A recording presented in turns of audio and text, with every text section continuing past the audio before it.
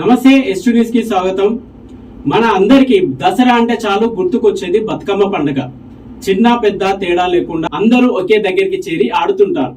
మన తెలంగాణ పల్లెల్లో పాటలతో, డీజే సౌండ్లతో, ఆటా పాటలతో హోరెత్తిస్తారు. అందులో ఈ పాట కూడా చాలా ఫేమస్ అవుతుంది. అదేంటంటారా? బతుకమ్మ బతుకమ్మ వలలో తెలంగాణను ఆగం చేసే వలలో, సర్వం దోచుకున్న కల్వకుంట్ల కుటుంబం వలలో, కనుమరుగాయనే వలలో, లక్షల కోట్లతో వలలో కాళేశ్వరం కట్టిండే వలలో, అందిన కాడికి దండుకుండే వలలో, అధికారం లేకుండా పాయే వలలో. ఇప్పుడు ఇది కల్వకుంట్ల కుటుంబం పైన తెలంగాణ సమాజం పాడుకుంటున్న పాట. గత 10 ఏళ్ల కాలంలో తెలంగాణ రాష్ట్రాన్ని అన్ని రకాలుగా లూటీ చేసిన బీఆర్ఎస్ ప్రభుత్వం బతుకమ్మ వేడుకల్లో పత్తా లేకుండా పోయింది.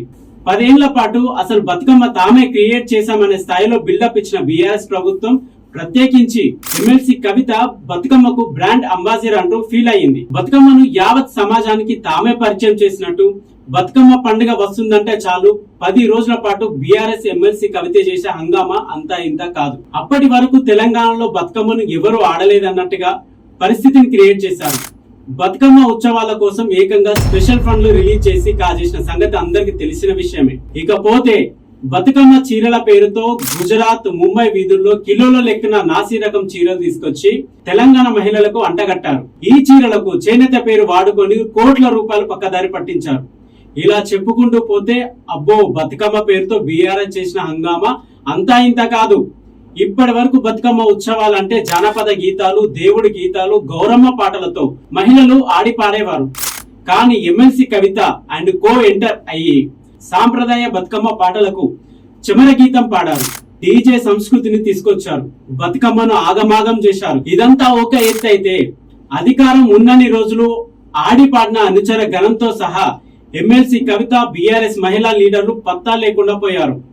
10 ఏళ్ల పాటు అన్ని తానే బతుకమ్మ పేరుతో కోట్లు కొల్లగొట్టిన బీఆర్ఎస్ ఎమ్మెల్సీ కవిత ప్రస్తుతం మాట వరుసకైనా బతుకమ్మ ఆడిపోవడం లేదు. బతుకమ్మ పండుగలో ఇప్పుడు కవితక్క ఎక్కడ కనబడటం లేదు. ఈ పండుగలో కవితక్క బహిరంగంగా ఎక్కడ పాల్గొనలేదనేది వాస్తవం.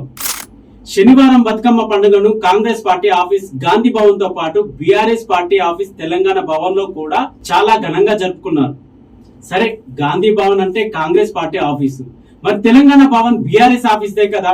మరి అక్కడ ఎందుకు పార్టిసిపేట్ చేయలేదో కవితక్క అర్థం కావడం లేదు. అధికారం కోసమే తెలంగాణ సెంటిమెంట్ కావాలా? అధికారంలో ఉన్నప్పుడే తెలంగాణ సంస్కృతి సాంప్రదాయాలు గుర్తుకొస్తాయా?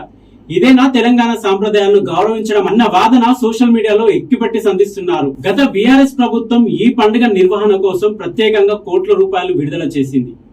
మరి కేసీఆర్ కూతురు కదా, పండుగలో పాల్గొనేందుకు కవిత అమెరికా, ఆస్ట్రేలియా లాంటి దేశాల్లో కూడా పర్యటించాలి కదా. బూర్జ్ ఖలీఫా టవర్ల పైన బతుకమ్మ చిత్రాలను ప్రదర్శించి బతుకమ్మ అంటే బీఆర్ఎస్ పండుగ లాగా గప్పాలు కొట్టారు. కానీ వాస్తవానికి ఈ పండుగ ప్రకృతి సిద్ధమైన పూలకు సంబంధించిన పండుగ.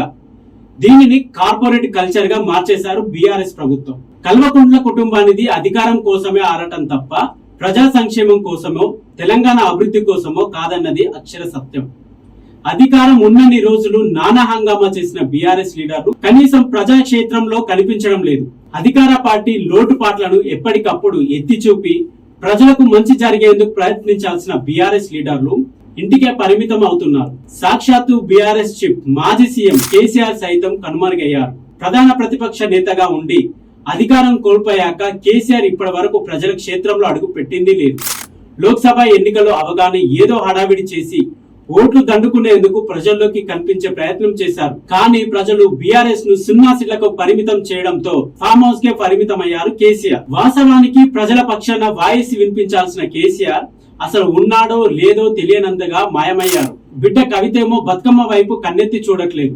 కొడుకు కేటీఆర్ ని చూస్తే అసలు ఎప్పుడు ఏం మాట్లాడుతుండో ఆయనకే తెలియట్లేదు. మరోవైపు గ్రామీణ ప్రాంతాల్లో బతుకమ్మ పండుగ నిర్వహణ కోసం కొన్ని ప్రాంతాల్లో కనీసం లైటింగ్ సౌకర్యము ఏర్పాటు చేయలేదు. ఆ వాయిస్ నైనా వినిపించే సోయి బీఆర్ఎస్ నేతలకు లేకుండా పోయింది. గేదె చేనులో మేస్తే దూడ గట్టిన మేస్తుందా అన్న అధినేత కేసీఆర్ కే సోయి లేకుంటే ఇక ఆ పార్టీ లీడర్లకు ఎక్కడి నుంచి సోయి వస్తుందనే విమర్శలు లేకపోలేదు. చూద్దాం, బతుకమ్మ చివరి రోజైనా కవితక్క కనబడి బతుకమ్మ ఆడుతుందో లేదో. సో అప్పటి వరకు చూస్తూనే ఉండండి ఎస్టీ న్యూస్. Thank you.